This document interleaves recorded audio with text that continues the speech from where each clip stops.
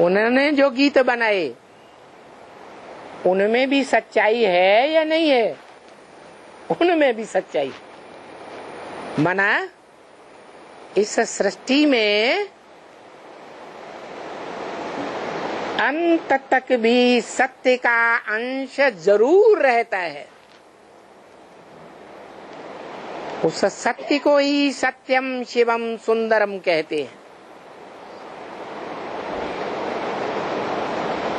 और वो सत्य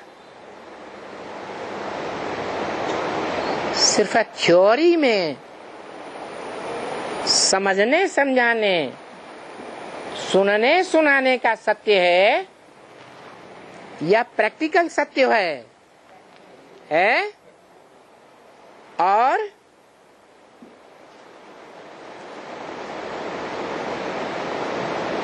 सत्यम शिवम सुंदरम जिसे हम कहते हैं,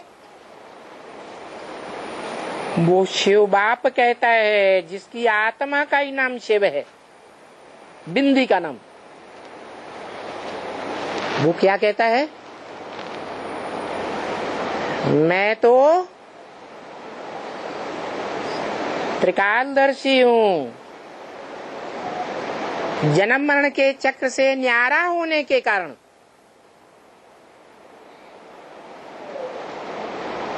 त्रिकालदर्शी सत्य को जानता हूँ, तीनों काल के सत्य को जानता हूँ।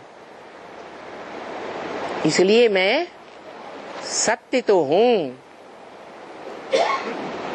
मुझे गाया तो जाता है सत्यम शिवम सुंदरम, लेकिन प्रैक्टिकल में नहीं हूँ। मैं त्रिकालदर्शी हूँ लेकिन मास्टर त्रिकालदर्शी नहीं हूँ। मास्टर त्रिकालदर्शी तुम बच्चे नंबरवार बनते हो क्या? और दुनिया में यही माना जाता है कि परीक्षा जब हो तो थ्योरी में पास और प्रैक्टिकल में फेल, तो क्या माना जाता है? फेल माना जाता है। और थ्योरी में कम नंबर भी आ जाएं, लेकिन प्रैक्टिकल में अव्वल नंबर आए तो उसे ग्रेस मार्क दे करके पास कर दिया जाता है।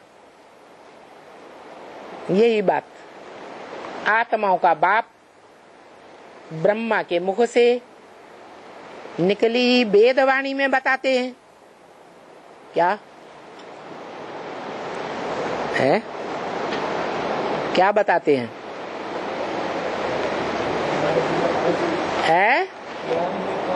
हाँ, जो मुख्य सब्जेक्ट है याद, योग जिसे कहते हैं, उसमें पास तो सारे सब्जेक्ट में फेल होंगे तो भी पास माने जाएंगे, और सारे सब्जेक्ट में अव्वल नंबर पास थ्योरी में, और याद में फेल तो क्या माने जाएंगे? फेल माने जाएंगे।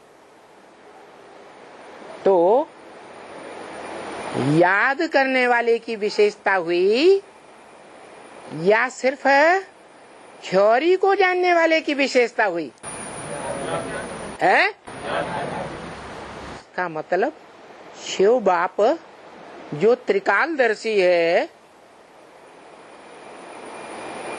सत्य है तीनों कालों में। बाप क्या है? आत्माओं का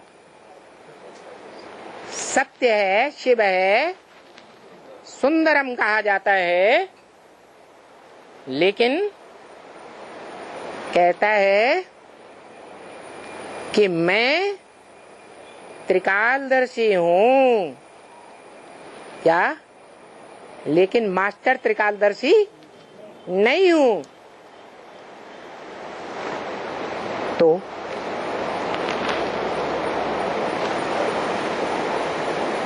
आत्माओं के बाप शिव को योगी कहें